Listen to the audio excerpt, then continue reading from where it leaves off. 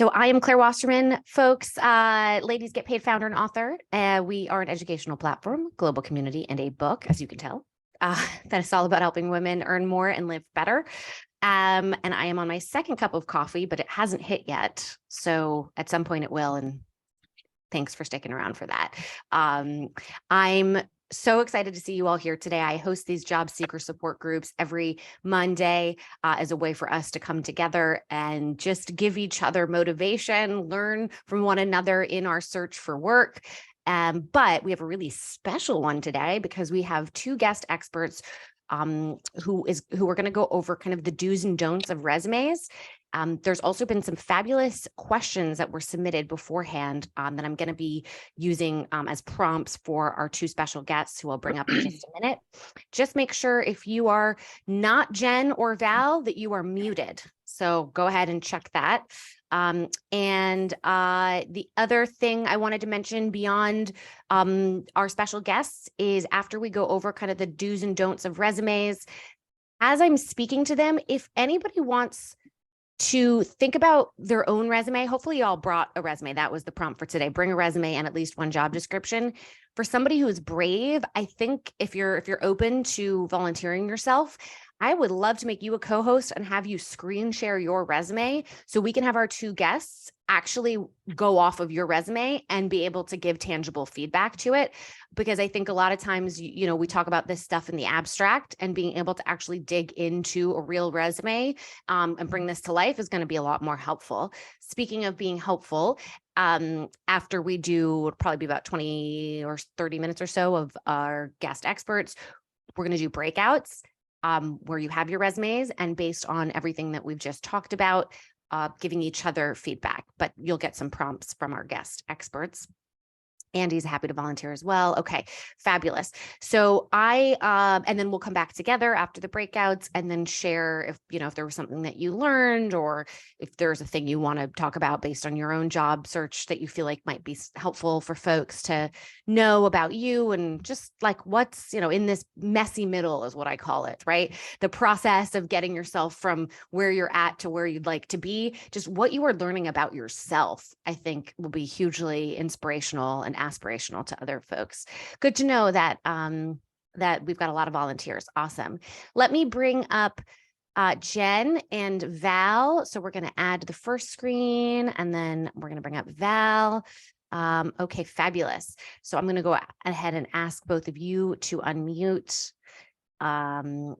Great. And I think both of you will do yourself more justice in your own introduction than I will. So I'm going to have Val, do you want to go first and just talk about your background, what got you into, the work that you do, and what is the work that you do? You've got a great URL, rock solid resume. I love anybody who can buy the URL, who actually can buy the URL with such a good name. Actually, in Jen's business as well has such an excellent name too, and got the URL. So Val, I'm going to have you introduce yourself first, and then we'll go over to Jen.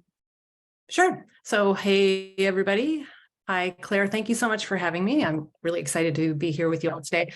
And just a slight correction that it's Rock Solid Resumes, plural, .com. So if you go to Rock Solid Resume, I think you're going to find something different. And interestingly, the way that I came up with that name is that I was interviewing for a job, which I did not get. And the CEO, I had probably been through like 5 interviews with this company. Isn't that a lot of fun when that happens? I'm sure you've all been there. And the CEO said, "What is your superpower?" And I said, I am rock solid. Like, ask anybody who has ever worked with me. You want something done, I am going to get it done. You trust me. You can trust me. It's going to happen. And so I just thought that would be a great name, because that is probably what you want with like anybody that you're going to be doing business with.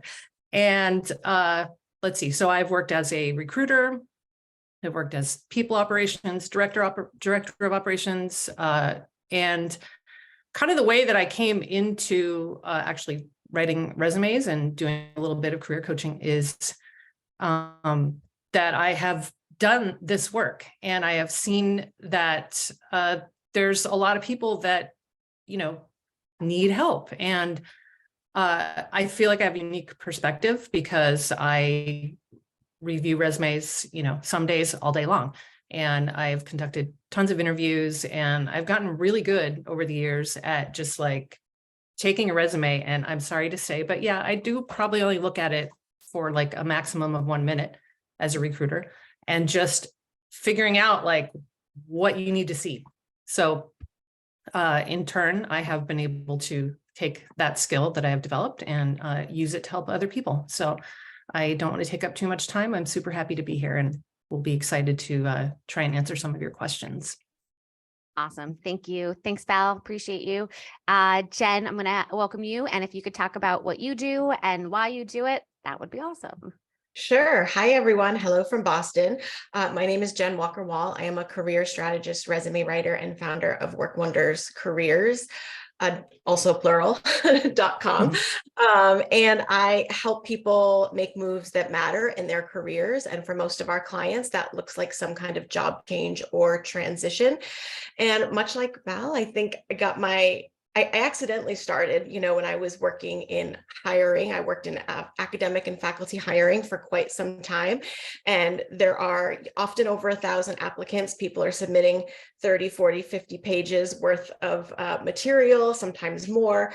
And so I really got a sense of sort of like how a pile of applicants gets whittled down into some finalists, like what works and what doesn't. And I have been sort of leveraging that experience for the last several years, working with clients independently and in our community to help them navigate transition. So I love to talk about resumes. I literally never turn down an opportunity to talk about resumes because I really do think that they can be transformative.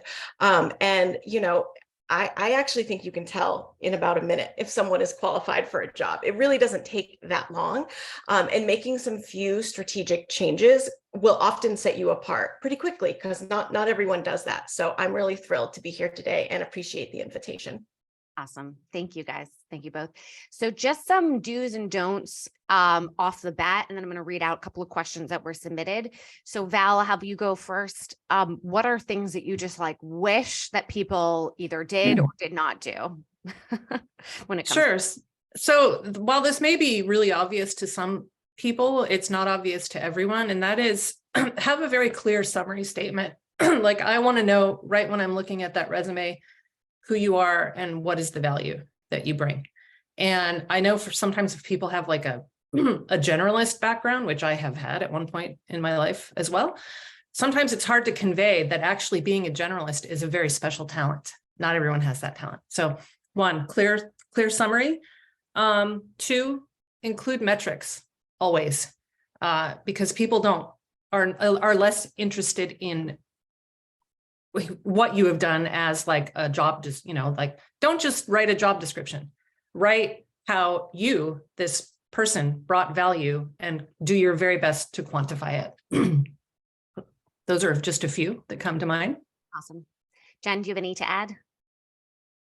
Yes, I have a few things that I think are sort of like in the must-haves department for me. I think having a clear target for your resume is really what helps that summary statement sit down. Having one resume for every potential target role may not work for you. So that is something I want people to have when we're working, is like, what is the target? A resume that's easy to read, again, falls into the realm of things that are potentially obvious, but I think it's just so easy to like make a beautiful resume template instead of an effective one. So having something that's simple and easy to read, something that clearly demonstrates your qualifications. Again, if you have a clear target role, then the qualifications will be clear about what you need to demonstrate quickly. But it's easy to get nervous, to have imposter syndrome, and suddenly there's just a lot of content on your resume. And then we lose the readability, right? So it's kind of like it's a little bit of a secular challenge. And then along the same lines, having a resume that's outcome oriented, that shares your experience in a way that is positioned to communicate the outcomes. One thing I hear people say a lot is like, I don't have metrics. I don't have, any results to show for my work. I hear that so often. I'm not sure. Like, I hear it so often, it's just very common, and I want people to know that. And there are some roles that are much more metric oriented than others. And there are some roles that are really process oriented. So making sure if we don't have numbers, that we're using the right language, right? To talk about what we've established, what we've created, and communicating the result rather than just the description, I think can make for a very impactful resume. Love it. Quick question. So that Tammy asked, she asked it in the chat, but I'm just going to say it out loud. What is a good length for the summary statement? Val, her opinion was a paragraph-ish or so, depending on how long you've been in the workforce. Jen, do you agree? Yeah, we use a summary of qualifications that's tailored for each role. And I always say 3 to 5 bullet points. It should not be a block of text, in my opinion, because then it just doesn't become easy to read. Okay. Question about how do you stand out as a generalist? I feel like a hodgepodge of half-baked skills. That was a question that was submitted. Maybe Val, do you want to tackle that? Because I think you were the one who brought that up. Sure. So in fact, I just recently have done 2 resumes, one for a COO and one for a director of operations. And they both said to me, like, how am I going to come across as not a generalist? And, I focus on your ability to be a cross-functional collaborator, on your ability, especially in those 2 particular roles, to have not only insight into, but an understanding of each different part of the business, right? You're that person who actually knows how this whole puzzle fits together. And generally, in both of those roles, you specialize in optimizing all of the processes around all of those parts of the puzzle. So honestly, like I feel around whoop. Like I feel around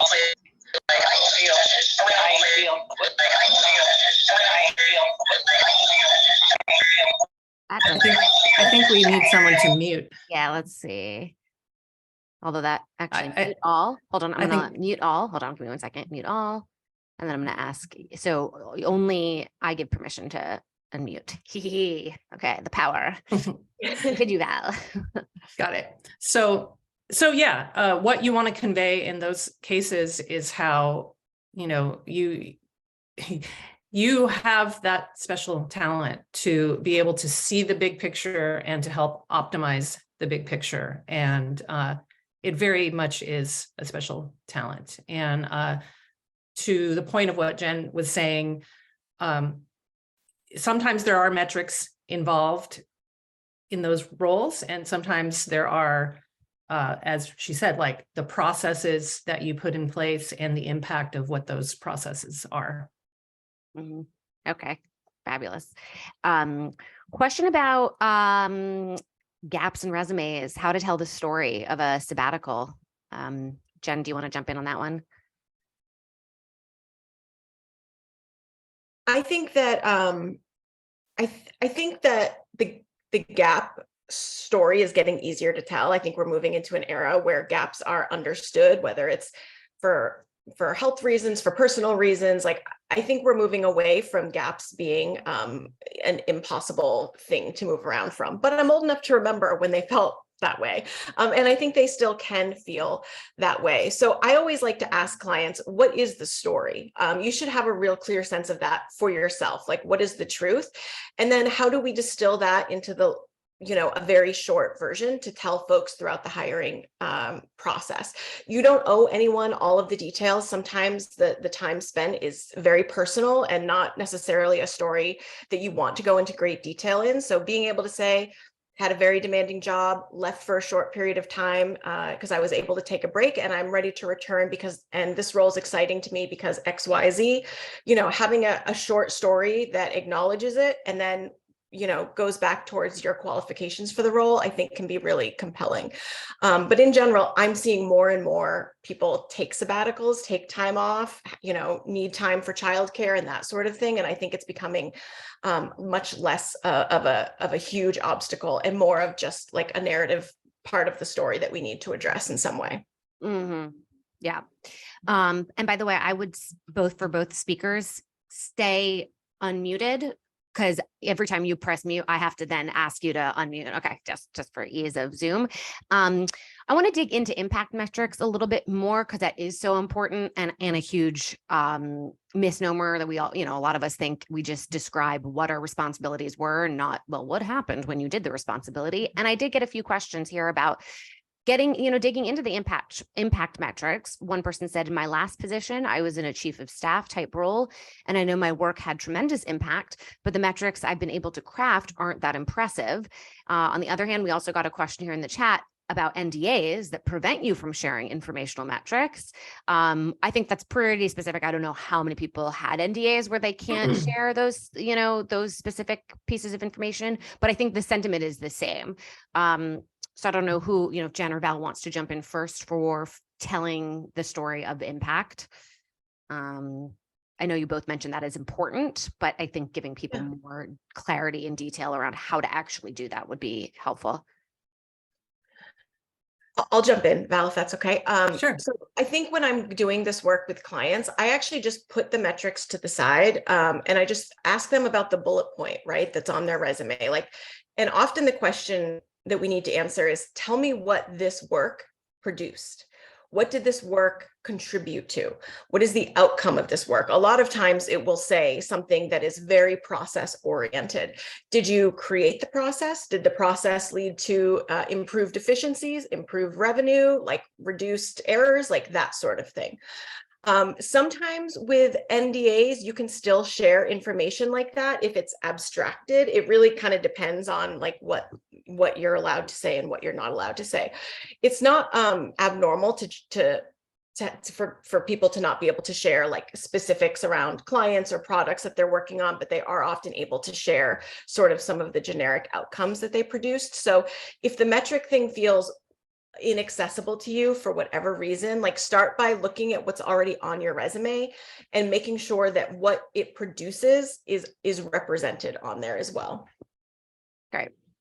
And I would just add to that, having worked as a chief of staff and been in a very similar situation there in my own career, part of what I did was honestly just like I solved problems for the CEO. The problems came to me before so they hopefully wouldn't go to him. And how do you really quantify that? Well, part of what I did was I discussed the impact that I made as the company revenue grew quarter over quarter from this to this, as the company was scaling from this to this. And again, going back to processes I put in place, problems that I solved. And that's one way that you can do it is how this was all happening, the growth, the metrics, they are happening. And, maybe you aren't the person who directly was doing the sales, right? But you enabled those salespeople to make those sales somehow. Love it. So somebody asked a question about how do I talk about intangible abilities? My response, I think, would be you take the intangible and you relate it to the impact. Do we feel like we've answered that question, or is there anything to add to the quote intangibles? I mean, I would want more specifics around what's intangible. Like that's not going to translate. But if you are able to reestablish relationships that have been fractured, if you are able to pick up projects, with attention to detail while also seeing the bigger picture, like those are things that people often describe as intangible. But I think you want to be very literal when you're talking to a potential employer who has no context perhaps for you or your work. So I would say be specific. The cover letter may be a good place to kind of spell that out, and the interview process as well. Great. Awesome.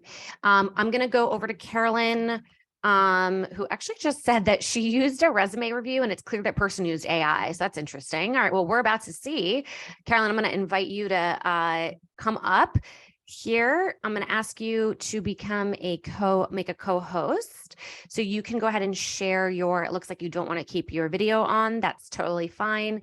but you are now unmuted. If you want to share, you had just put something in the chat. But if you can go ahead and share your screen with your resume, you were the first person to volunteer yourself. And I think it would be a really interesting experiment to see, based on what you currently have as your resume, getting both Val and Jen's input on it. And then if we have time, we may bring up another person to do that, and then we'll do our breakouts. Carolyn, can you hear me? Yes, I can hear you. Awesome. Can you hear me? Fabulous. So the white one is my original resume, and then I have the resume that went to that person that definitely used AI.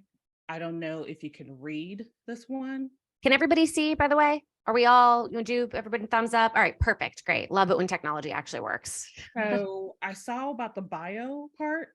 I don't have a bio on the original, and the person used AI definitely to make this bio, because it does not make sense whatsoever. It just feels, I'm going to read it out. Product manager for Fortune 500 technology companies, when I've only been with one, with security and solution engineering and hands-on web development experience, expertise leading the secure development lifecycle, compliance, cybersecurity, e-commerce, and ad rating. Speaker and presenter in global and regional forums on web security and crisis response, author of white papers on security best practices, and holders of 4 certificates, implements critical security to secure product launches, earning security champion designation, and terminates malicious hack, averting days of downtime. So it's crazy.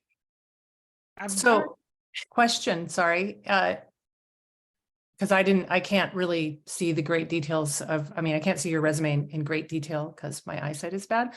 Okay. Is all of that untrue? Is some of it true? Did the person or the AI, Some of it, most of it is true. I've only been with one Fortune 500 company, and the rest have been startups. Okay. So it's just the way that they added all that experience on, when some of the stuff has been I haven't done that stuff in such a long time too, that it feels like it's mixed. They said it's for a product manager, but it doesn't really give a project manager statement. It's giving somebody that's a security person statement. Yeah. So here's the original I had before it got sent off. So I don't know if this is big enough for everyone to see.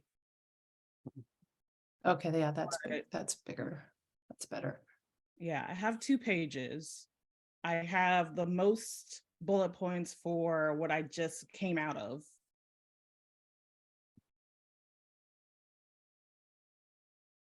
And then I have some of the other things I've done in the past.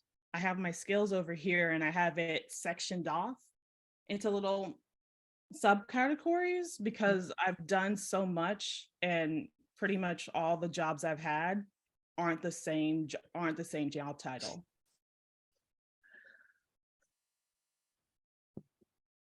What are initial, I would love initial feedback, both from you, Jen and Val, knowing that it takes you less than 60 seconds to have a sense of who somebody is. Going off of this one, what would you say, being very transparent? And Carolyn, I'm sure you're being very transparent, right? Yeah. Yeah. So my first thought upon looking at that is, what role are you? What 100%. What are you trying to do? I'm Yeah. sorry, I don't mean that sarcastically, but really, like, what is your target role? Because I could look at this and say, oh, okay, product manager, or I could say solutions engineer. If you scroll down, you have some really great experience, but what is missing is the story, the thread that weaves it all together, that says, what am I going to do with all of this experience that I have that is going to take me to the next step in my career? Well, I'm looking mostly for jobs that are in product that have like a security edge to it. Great. That's what I'm mostly looking for. So, but the title sometimes is project manager, sometimes it's project manager, sometimes it's product technical project manager or product manager or program manager. Yeah. See, I'd So- like to see all of those words up there at the top, or at least, you know, Word, yeah, at least the Mhm. words that are part of the target, right? yeah. Mhm. Yeah, I agree. How would I do that? I actually like the summary statement.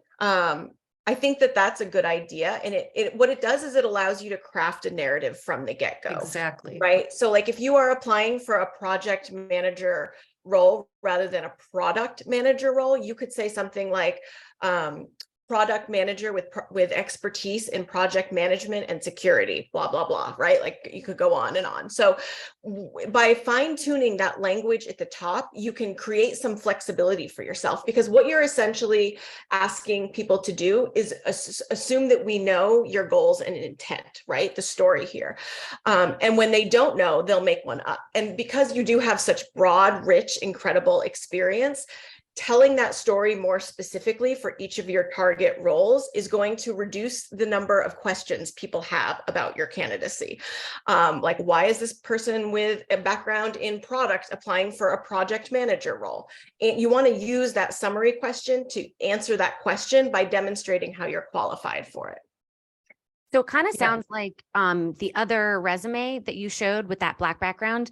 Sounds like you kind of just need to take that summary statement and make it sound less like a robot. Like Right. it was a good start, right? Like it Yeah. gave you some language that you can consider, but then how do we actually make it sound like a human wrote it? Yeah. And I would say the format of that other resume is very nice. If you could Yeah. show that again real quick. I love that as a recruiter, because I see, you know, even though this may not be authentic to you, but once it is, I see very clearly what, you know, what your target is, what your value is, what your experience is. Yeah. I agree. I like the structure of the revised one.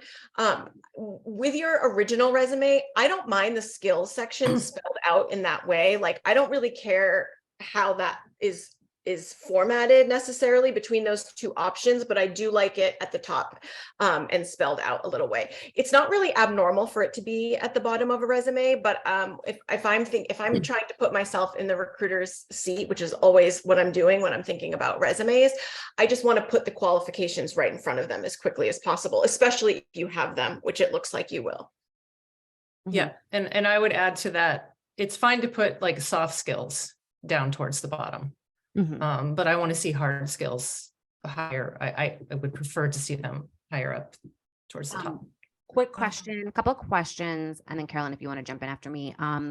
Good questions that were put into the chat. Tammy said, do we mention what we're looking to do specifically in the cover letter or the summary statement? Also, do we sound more personal or keep the professional speak in the summary statement and letter? I would like to see it in the summary statement, because not everyone reads all the cover letters. I personally do, but I also feel like if some people provide them and others don't, you know, it could sometimes introduce like a slight element of bias. And so I would rather that like everyone's sending in cover letters or everyone is not. So I'd rather see it in the summary statement. Also, is it no longer necessary to include location of the company? Yeah, I actually, hold on. appreciate it when I see it. Quick question. Can you tell us about what are things that, because, you know, space, real estate on resumes are so freaking precious. What are some things that people include that, like, maybe back in the day, yes, of course, we always wanted to see your home address, but like now, especially with remote work, what are some unnecessary things that people could delete so they can get back that precious real estate? And so, yeah, would the location of the company be one of those? Sounds like, Val, you think people should keep the location? I mean, it's helpful to know if it was a remote role. So however you convey that, like, yeah, maybe. I would rather see the industry of the company than the location, right? Because that was actually a tip given to me long ago when I paid someone to write my resume way back. And because I shouldn't assume that someone who's looking at it knows of this little startup that I was working at. I mean, unless it's like a Fortune 500 company or a very like household recognizable name, I think it's great to just like, just the industry. Doesn't take up much real estate there. Interesting. Yeah. What do you think? I think the first place I always borrow space from is the headers, which are always enormous on resumes. And when I write them, they're actually basically normal size font. So this is a great example because you can see that the name at the top is large. I just use regular size font. Projects, certifications, even things like adding lines underneath those things can take up space. So if I'm trying to conserve space, or if a resume is particularly lengthy, then that's where I'll go to try and find room so that I have room for content rather than the headers and structure of the resume. Great. Carolyn, I'm going to have Andy come up because Andy was the second person to volunteer. But Carolyn, before we let you go, is there anything else you wanted to mention? Yes, because like on the second page, I have search, projects, awards, and volunteering. And people have told me in the past, you need to get everything that you've done onto your resume. No. No. I would consolidate that. Only include projects that are super relevant to be able to the role you're targeting and to be able to demonstrate your work. And the same, like awards and volunteers are great, or you can just have a section that just says awards and honors and consolidate. And one other quick thing that I wanted to mention on the topic of real estate, if you're someone who, like myself, is not as young as you once were and have been in the workforce for a long time, I have a section at the bottom that's just like early career, and it's just like company title. Most recruiters, this doesn't apply for across the board to every industry, but when I'm looking at your last 5 to 10 years, and that could be 2 roles, that could be 1 role, that could be 5 roles. I don't need to know in 2023 what you were doing in 2010. I don't care at all. I also have a question actually off of Carolyn. Does she have too many bullet points for some of these things? Potentially. I'd have to actually sit down and do a deep dive with the resume, but probably. Yeah. Yes. Okay. Not a hard and fast rule on that, but yeah, chances are less is more. Well, because again, the whole point of this is how do we get somebody to understand your value within 60 seconds. So pretend you're not you anymore. You're just somebody else looking at your resume. And you're like, if you can't fully get a picture of who this person is in 60 seconds and it makes you feel overwhelmed, then the question is, all right, which are the most important bullet points? And that's probably going to be based off of the job description that you are applying for, which is why for today, I wanted everybody to bring both their resume as well as the job that they were looking to target so that we can kind of work backwards and then, identify what are the key words to integrate, et cetera. Carolyn, I'm going to just have you jump off. I'm going to thank you profusely and ask Andy to come up if you don't mind. So we're going to remove you from there. Super appreciate your vulnerability. I know that took bravery. Yes, Constance clapping. I'm glad that she did. Okay, so Andy, let's see. I'm going to ask you to unmute, and I'm also going to give you make co-host powers. There we go. So the power is invested in you to share your screen. If you would like to go ahead and show us your resume and maybe the job, if you have that job description ready to go as well, we could use this as an opportunity to work backwards. If you don't, it's all good. Sure thing. Can you all hear me? Just making sure. Yes. Yes. Asking me to do some interesting stuff. Hold on 1 second.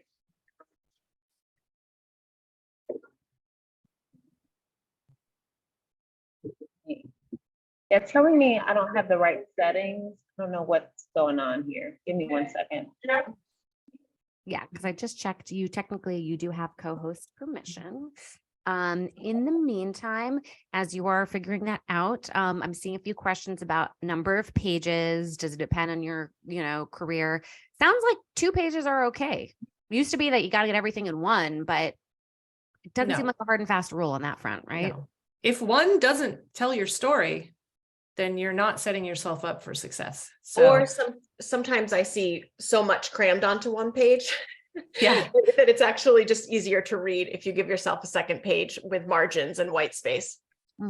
Ooh, Andy, I am so happy that you volunteered yourself, because look how different this resume is to Carolyn's. I have a feeling the first piece of response here, though, is going to be, let's make Andy's name smaller because it's taking up a lot of room, right? As nice as it looks, Yeah. but that's I'm okay. All right, good. I'm glad I'm on the right track here. So Andy, do you want to maybe tell us, in your own words, tell us kind of who you are, what you're looking for? Yeah, absolutely. So hi, I'm Angie Dixon. Apologies for the noise in the background. I'm at the Starbucks now, getting some work done. So I'm a PhD candidate in communications at Columbia. And so I've been working for a really long time, large gap, on finishing my dissertation. In between that, I've been doing a lot of work increasingly in communications, which is my field, but haven't been doing as much practical stuff up until the past 3 or 4 years. So I've been doing a lot of kind of campaign work, very, very smaller scale kind of thing at centers around Columbia. And I recently got a job as a communications director, but it's very much out of the arena that I want to be in. So right now I'm a communications director at a church, my church actually. Didn't really expect to be doing that, but got offered it and was really excited, and I've learned so many skills really rapidly that I want to parlay into the progressive policy space. So my question is, I know that sometimes when you're switching arenas, especially arenas that tend to be, I guess, a bit more on the religious, but still nonprofit side, and then moving into something that's way more secular and oriented towards, for me, policy concerns. Sometimes people can be like, well, what's the relationship there? Why did you choose to work for a church if you want to do politics? So trying to figure out how to do a bit of that kind of career changing, adding on the layer of having been for a very, very long time in academia. It seems like a very complex cauldron of things I'm mixing up here. And I want that next role, ideally within the next 6 months, that kind of finally coheres all these skill sets and knowledge that I've developed in one arena and parlay it into the other. So I hope that's helpful. I also have the job description handy here if that would be helpful. I can switch screens, but thank you for any insight or thoughts you have on this. Thank you. And I love how different you are from Carolyn, not just in the resume that you're showing, but in what you want to do and in your question. We did not plan this, so this is working out really well. Initial thoughts, Jen, do you want to go first? Yeah, so I just want to say, as someone who's worked extensively with folks leaving academia to go into industry roles, which is literally what the rest of the world just calls work, I don't think this is a super complicated story. I think it feels really complicated because if you are embedded in academia, everything else seems different. But truthfully, I think if you can be successful in an academic context, you can be successful in any context.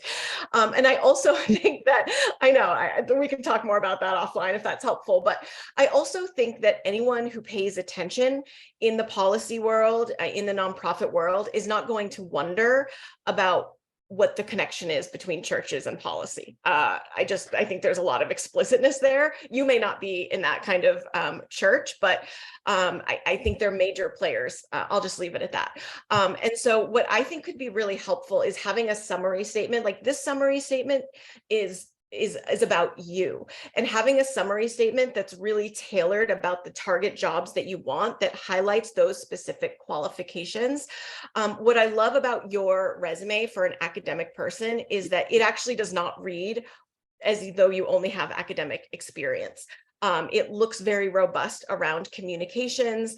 And I think that's going to serve you really, really well. This is not at all a CV. So you've done a really good job sort of avoiding the black hole of a very lengthy CV. And the graphic design element here may be okay in the communications world, but I do always keep to what I call a very boring but very effective strategy. I have one column. That summary is going to be ideally the first thing people see. And if I look at your resume top down, left to right, what I see is your name, and then I see your current job. In your case, I don't know that that's a terrible thing for people to see. But in general, assuming you want to make some kind of pivot, using that summary to help you make that pivot and to extract the most valuable parts of your experience and put them front and center for people to see, I think can be helpful. Val, anything? Yeah. I agree with everything Jen said. And I also think, Andy, you've done a really nice job of conveying your summary and crafting that narrative. So, I think that your, resume is very strong in my opinion, and do agree that the design, I mean, it is easy to read, which is good, but yeah, I think you're taking up probably too much real estate with that, your name in the corner there, even though I do love that graphic. I know. Yeah. Can I just, I'm going to jump in real quick because I'm going to throw a total curveball in here. What if she did not have this be a chronological resume, and rather a functional resume? So for those who don't know, chronological is what that sounds, right? Last, your latest job, onwards. And then it starts with like, here was the title of what I did, the title of what I did and where I worked in the year. Now, to make it functional, it would be leading with what was the, responsibility that you had, right? So and the reason I would maybe suggest that for Andy would be because she wants to make a pivot.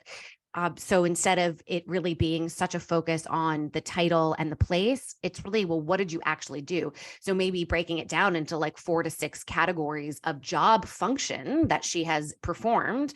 And then underneath, it could, you go into more detail of the impact and where she did it. We don't have time today to go more, we can do this in a different session of what functional resumes actually look like. But I'm curious just for initial feedback on regards to that, for Jen and Val, what you think. I mean, I'll just say that I really don't prefer functional resumes in general, and I almost always prefer the reverse chronological approach. And what I typically do is, if there's relevant experience in the background, is I'll use a header like recent experience, and then like additional experience rather than a functional resume. I think functional resumes complicate storytelling for applicants. Like that's been what I have observed. And I don't know that I would recommend it for Andy, because Andy looks like a great candidate for someone who wants to be a communications professional. And if there were other threads of work, maybe, but I actually think you look like a robust communications professional. And I will just say personally, as someone who has like a no graphic resume rule, it is mildly unnerving to see a legitimately good one. And to be like, this would probably be fine. But another just thought, which I've seen a lot of communications professionals do, is that Andy Dixon logo in the corner there, you could make that super tiny, and put it by your name and keep sort of a little, a little something there, and go to the graphic piece, or like go with the rest of the graphic piece. Anyway, sorry, go ahead, Val. No, I agree 100% with all of that, but maybe I'm just not seeing it, but where's your contact info? Oh, Nice. I see. It's down at the bottom. Yeah. I mean, that works. I'd probably rather see it. I don't think we need to have, for competencies, I don't think we need to have Zoom video. That's like a given. Working independently. Like there's probably a lot of stuff here, again, just to like save you space. Yeah. Agree. That jumped out at me. I am terrible with the time management aspect of everything in my life. And I'm realizing we only have technically 15 minutes left. So Annie, could I ask one really quick question? I was going to say, go ahead. Yeah, go ahead. Sorry. Thank you all so much for your insights. I really appreciate your thoughts on this, and I probably will tweak it a bit with all of these comments. So the job that this particular resume I wrote it for was for a communications director position, which is why I kind of kept the comms director thingy at the top, which is my most recent experience. But because I'm kind of career changing a little bit and applying to larger orgs, a lot of the jobs I'm applying to are like deputy communications director or communications associate. They pay more than I make because it's a much bigger company, a lot more responsibility, bigger accounts, that kind of thing. But obviously the title piece is quite dramatically different. So how do you avoid looking, quote, overqualified, or like you wouldn't consider the role because the title's different or what have you? Are there things I can do in my resume to make sure I can avoid that trap? That's a good question. It is a good question. I would say you're probably going to look overqualified because you have a PhD. I mean, so keep that in mind. Most communications people won't have a PhD. What I noticed is that you didn't put PhD after your name right at the top, right? I don't know if that was on purpose, but I do think that's interesting because You paid for it's not- those. You paid for those letters. well, what I think is interesting, I see a lot of people do this. It's not my first choice strategy, but you don't want to necessarily be, some people won't hire folks who have a PhD. I think we just probably, maybe not everyone knows that, but so I think that's an interesting choice and perhaps not a bad one, just in terms of like positioning you. But I also think that if you're open to like the deputy or associate director, I think that is implied when you are applying to a larger organization. I think that we can infer, and I don't know anything about All Saints Episcopal Church, but I can assume it's smaller than other really large nonprofits that I've definitely heard of. So that's kind of the assumption that I'm making here, is like, that makes sense to me, actually. Yeah. Thanks so much. You have anything to add on that, Val? I just agreed. Okay, awesome. So I know everybody, I got some people saying, oh, I'm loving this format. I don't want to do the breakouts. If we are to do the breakouts, what would we do within those breakouts? Val and Jen, do you have because people can't, I'm realizing no one will have the ability to share their resume because I can't make everybody I don't think I can make everybody a co-host. So that might've been not well thought out on my part to do the breakouts. So what, if we were to do a breakout, what do we feel like people would share? And by the way, everybody, we can totally do this session, what we're doing here. I'm going to let Val and Jen not have to be on the hot seat every time, but we can do future sessions that are specific to resumes and having more reviews, etc. But if we are to do a breakout, what would we suggest folks do? I mean, I'm here to be of service. So I'm happy to answer questions. I'm really happy to do whatever works for you all, and just want to say I'm having a blast, and I would be super happy to do this again. Okay. Same. All right. I'm really, oh gosh, I was like, oh, in a breakout, everyone can review each other's resumes, but you would need the ability to share your screen. So guys, we're going to keep going in this. I'm going to ask, I had some other folks suggest, offer themselves as tribute, as somebody messaged me, to be volunteer. So hope, apologies to everybody if you thought each person was getting their own resume review. That I Zoom's just, that doesn't make any sense, but I will figure out a way to do that in the future. So let's get another volunteer up here. Who did I have? But also Tammy had a question in the meantime. How do we emphasize our ability to do a role that is higher than what we're currently doing? I can take that one. This is what I'm looking for in my next opportunity, right? Don't we all want to be elevating over time and growing? Like, of course you want to, go to the next level, because all of the experience that you've had so far equips you to do just that. You're showing that you're a growth mindset type of person, right? So, and now some of this you may have to convey in the interview, but let's see, how do we do that in the resume? I think there could be a part where you're adding, a brief bullet point to your summary statement that conveys that. What do you think, Jen? Adding a bullet point, I think, to the summary statement could definitely be helpful. Sorry, I got distracted by some of the other questions in the chat. So I'm looking at the other tough pill to swallow question. So my mind got distracted here. But I would say I always go to modifying the summary statement or the summary of qualifications. We got a new volunteer as tribute. We're going to add them, make co-host. Although actually it looks like they were able to share their screen before I made them a co-host. Interesting. Okay. Interesting. So this looks like the same, very similar. Yeah, so if you want to just jump in, give us an overview of what you're looking to do. If you have any questions off the bat, but then as you're talking about yourself, maybe Val and Jen, you can do a quick evaluation of what you think. But welcome to the stage. Thank you for accepting my tribute. My name is Nereve, but I go by Nettie. Keep it simple. I'm looking to work in the marketing operations realm, ideally within an ad agency is what I've been, really tackling. But from what I've seen with a lot of job descriptions with ad agencies, I still provide my resume and everything, but it's like must have ad agency experience. And the last time I was working with an ad agency was in college, which is 12 years ago. So don't really feel that it's super relevant to put that I was an intern there, for a year in 2012, like you mentioned earlier, Val.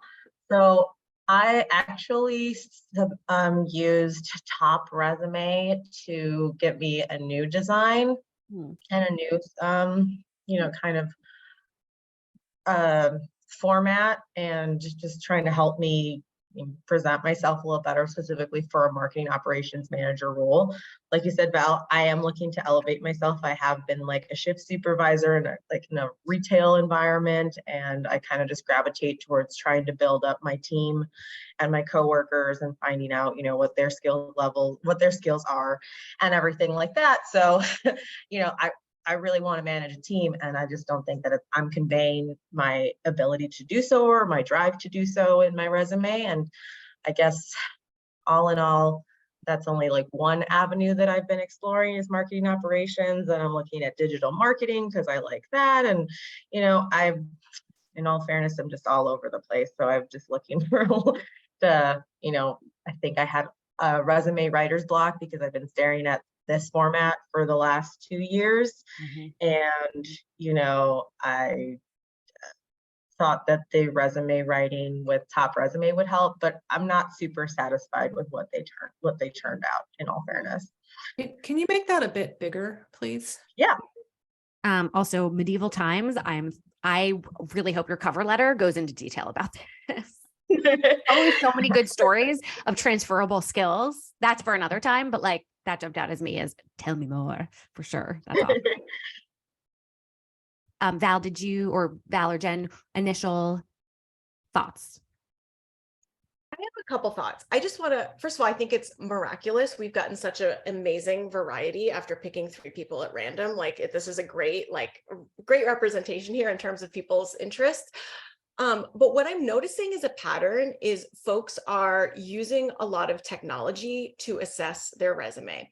And I just want to share why I don't do that so much. I previously taught college, and you know how you always had to write a lot of papers in college and it felt like kind of pointless, but actually the reason we do that writing is because it is a pedagogical approach. It is how we learn and process and understand ourselves and also make sense of the world around us. And when I see people leveraging all of this technology, which can be super helpful, it doesn't replace the relational aspect of the job search process, which is what I rely on heavily to make a lot of decisions. So when I hear you say, if this is not resonating with me, that's super important, because that means you're not going to be enthusiastic about using this resume. It'll hold you back from actually applying for things. And no resume is going to work if you're not going to use it. Actually, doesn't matter how objectively great it may be. So I really want to encourage people to really look at the jobs that they're considering. Think about the things that are being asked of them and consider that a relationship.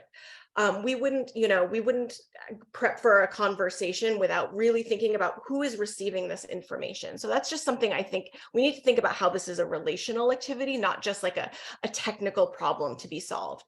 I actually do like this format just a little bit better, just because I think this serves you well. You already know I have a slight not preference for something a little bit more graphic.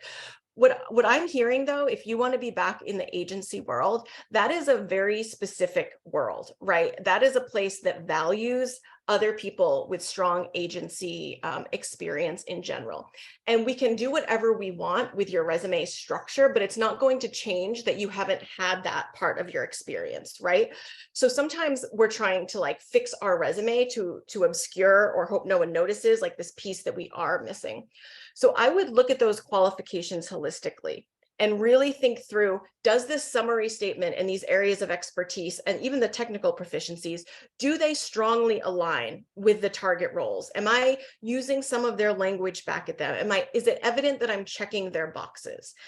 And then if you continue to run into this agency requirement, this piece of the qualification that you just can't check perfectly, I would leverage relationships in your job search process. I would go back, if you have relationships with the people that you worked with 12 years ago, I would do that. I would start setting up coffee chats with people in the agency world, because what I often see happening when we do this sort of relationship building is that then jobs can be crafted and posted around people they want to hire. And then it won't necessarily have all these qualifications that we don't check, available to them. So I would say definitely listen to yourself, look for the alignment, especially in that top third section, and think about leveraging your resume and relationships in this process. Agree. And I've worked, so I also do HR consulting. Like I work as a fractional HR manager for a couple different companies. It so happens that I had 2 clients, now I only have 1, but they're both agencies. So one of them is a digital marketing agency, and they're the loveliest people in the world. I'd be happy to see if I can get you an informational interview with someone who works there, who could probably give you more specifics about like what they look for when they're trying to hire for this role. That would be amazing, Val. You've made my day. Oh my gosh. Thank you. And this is why Ladies Get Paid is awesome. Yeah, I love connecting people. It's one of my favorite things to do. So yeah, awesome. So I guess one of the questions I had about this particular format, since I do also like visually how it's laid out a little bit better, and also the breakdown of areas of expertise and technical proficiencies. So I think one of the things that when I've been looking at, the marketing operations managers positions or marketing tech or even digital marketing, we obviously use a lot of technology, like a lot of platforms and things that are a lot of technology naturally that we use. So I kind of like how it breaks it down, because I do have a lot of customer relationship management experience also, so trying to leverage that. And then there are certain things in here that are specific to the right now I'm in a law firm, so I did really like your comment earlier about the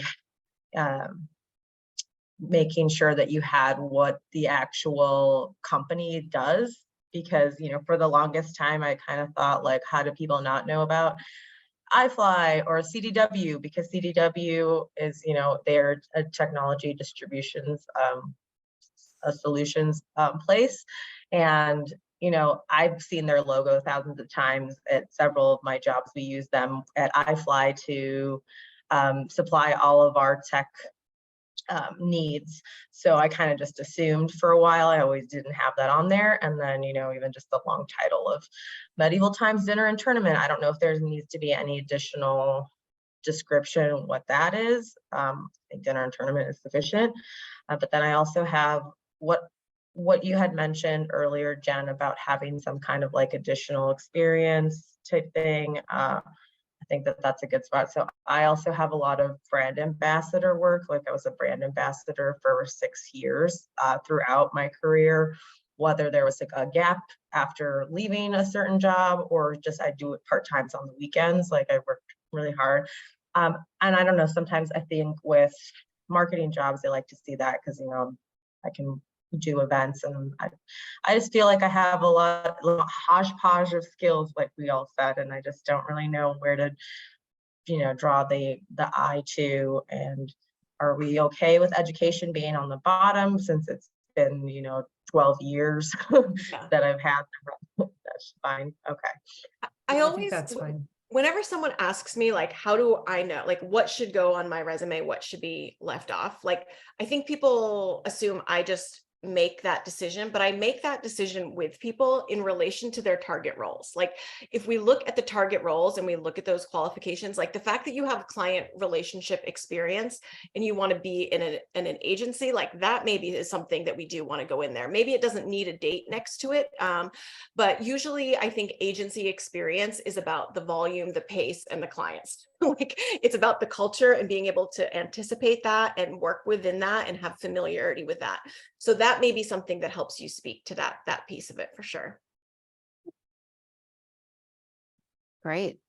Well, we're technically at time. So unfortunately, I'm going to remove you from that first screen. Thank you for participating. I also have just gotten what I think is a pretty good idea for ways to continue to do something like this is maybe I just was right, and I want everybody's feedback on this. Maybe once a month we do resume reviews, once a month live coaching, once a month is like interview practice, and then once a month is networking, right? Because we do these every Monday. So, you know that the first Monday of every month is going to be the resume review. The second month, it's going to be live coaching. Third, so we can have, we'll have a rotating cast of coaches. So of course, Jen and Val, you're always welcome to come back. But we also have, just so everybody know, tons and tons of coaches who are part of the Ladies Get Paid Network. I mean, if you just go to ladiesgetpaid.com, you can see in the video library, I think it just says courses, hundreds of hours. Lucy Samuels is great. Erin. So by the way, I also do most days LinkedIn lives. We also stream simultaneously on YouTube and Facebook with different coaches and tomorrow, we don't have one today in honor of Juneteenth, but starting tomorrow, we do have somebody who's also an expert in resumes. So if you want to see all upcoming events, go to ladiesgetpaid.com and click on the events tab. Much of what we do, if not most, is free. However, if you want to support us, which I know you do, become a pro member, which Val is. So I'm grateful to Val. And if you are a pro member, you get access to all of our videos for free, as well as monthly group coaching with me and opportunities to become speakers and have visibility just in the way Val did here today. And that's $15 a month, or you could pay less if you buy annual. Check that out at ladiesgetpaid.com/join. But of course, we always have, free and low cost options because we want to be as inclusive as possible. Before I let everybody go, Jen and Val, if you want to add any last words of wisdom, as well as where people can find you. I know we got a lot of questions of, I want to follow up with you. I mean, good news, guys, they're going to be CC'd on the follow-up email. And they were also CC'd in my email this morning when I sent out the link.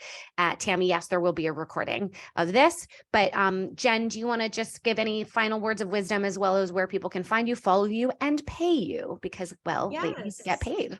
Yes, thank you.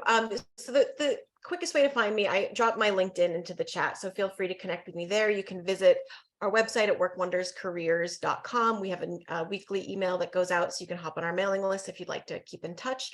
And my final words would be, I hope that you can take a deep breath in, a bigger one out, and really sort of sift through all of this. I know it was a lot, and think through what would be best for you. What can you take away and put into action? And I'm wishing everyone success in their job search. Yeah. And Val, for you? Yeah, thank you, Claire, so much. As I said, I really appreciate you inviting me, and I love doing this. I honestly would do it for free, but I do like to get paid. Yeah. And, but I do free, like 15-minute resume review calls, kind of a limited number of those. And so, yeah, please hit me up. And again, like Jen said, just like take a deep breath and remember, you have value. And, try and look at the job search as like, you're lucky that you're going to get me, right? It's not just, please hire me because I need a job. No, you're amazing. And we're going to start conveying that with your resume. Mm-hmm. And also, it'll always keep getting better. Like that's right. Just as these job seeker groups, for those of you who've been coming for a while, and we have some OGs here, always good to see people coming back, especially those who get the job and still come back. The more you do, the more you learn, right? So don't beat yourself up. Know that each day it's going to be better because you're going to have more information about yourself, about the process, about new AI tools that are out there to support. Also, connect with me on Instagram at Claire Gets Paid or Ladies Get Paid, and also LinkedIn. I'm going to send the follow-up email hopefully later today or tomorrow with the recording, but also a link to a post that I'm going to make on my LinkedIn. If you comment on the post, that is a great way to get visibility to my followers, but also to stay in touch with each other. So please open up the email that I send you all with that link. Super appreciate everybody being here, and hopefully I'll see you next week I'll also include that Eventbrite in that follow-up email. And congratulations to me for getting the guessing correctly. We had 50 people who showed up. So actually, I think I underestimated it a little bit. So I was like, yeah, maybe we could, have a little pool of money and we can start betting or not. Anyway, appreciate to you, Jen and Val, for doing this. Your generosity with your time and expertise was much appreciated. And I'm seeing from folks in the comments that they got a lot of value out of this as well. And also appreciate everybody for being part of the experimentation as we figure out the best way to serve job seekers. Much love and happy Monday, or whenever you're watching this after the fact. And I'm seeing good. Let's get active on LinkedIn. So that we're not missing each other during the week. I'll see you on LinkedIn in a couple of minutes, everybody. Okay. All right. Stay well. Bye. Bye. Thank you.